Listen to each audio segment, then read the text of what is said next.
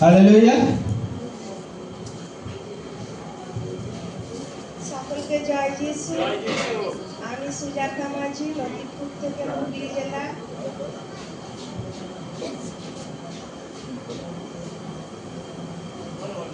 সকলকে জয় যিশু। আমি সুজাতা মাঝি, ললিতপুর, আমার বাড়ি হুগলি জেলা।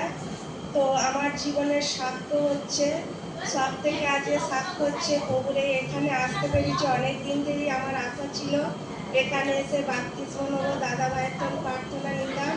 তো আজকে যখন জলে ডুব দিলাম, তো 3বার ডুব দিয়েছি। তো কীভাবে কেমনভাবে আমি ডুব দিয়েছি আমি নিজেই জানি না।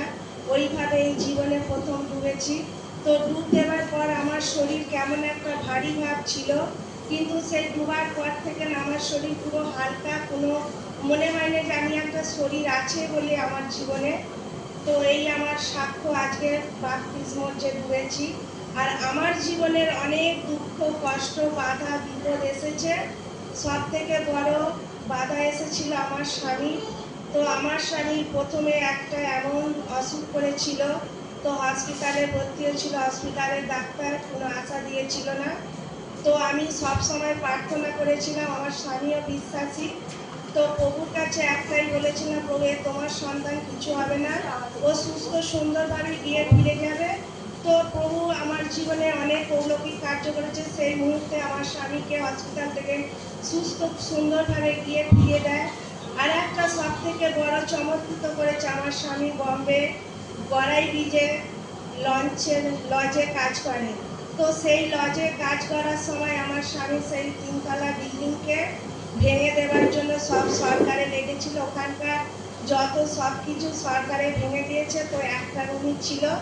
তো আমার স্বামীও হাল ছেড়ে দিয়েছিল, কান্নাকাটি করেছিল যে ওই মুহূর্তে কোথায় কাজ পাবো, কীভাবে করবো, সংসার কী করে চলবে। তো ওই দাদাভাইকে বলেছিলাম যে দাদাভাই এইরকম আমার স্বামী যেখানে থাকে সেই রুমে এরকম ভাঙচুর করছে। তো সেই যে সেট সেও পাগলের মতন হয়ে গেছিলো, তার 3-4টে রুম সবই ভাঙচুর হয়ে যায়।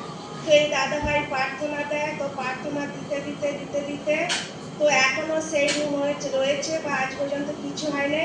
আমার জীবনে এই অলৌকিক কার্য করে দেখিয়েছে। আর একটা আমার জীবনের সাক্ষ্য, আমার ছেলে, সেও হায়দ্রাবাদে থাকে। বেশি বয়স নয়, 15 বছর বয়স, সেও বিশ্বাসী। তো তার হঠাৎ একদিন চোখে এমনই সমস্যা, সে দেখতে পায় না।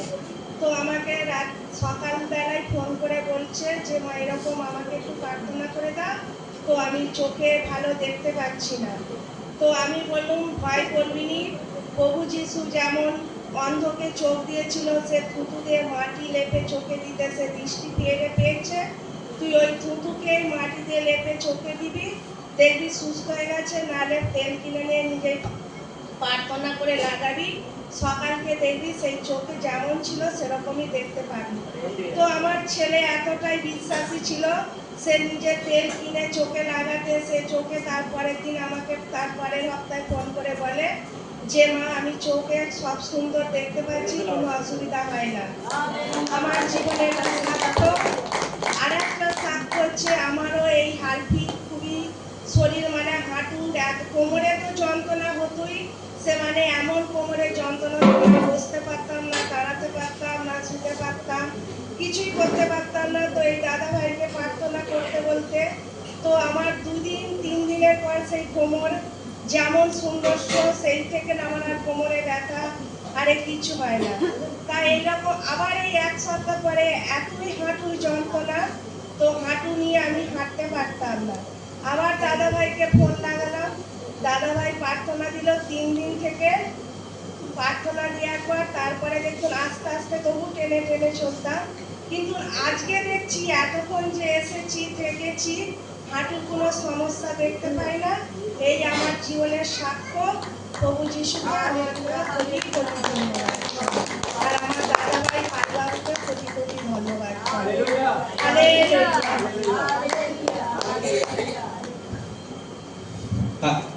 हालेलुया। धन्यवाद धन्यवाद।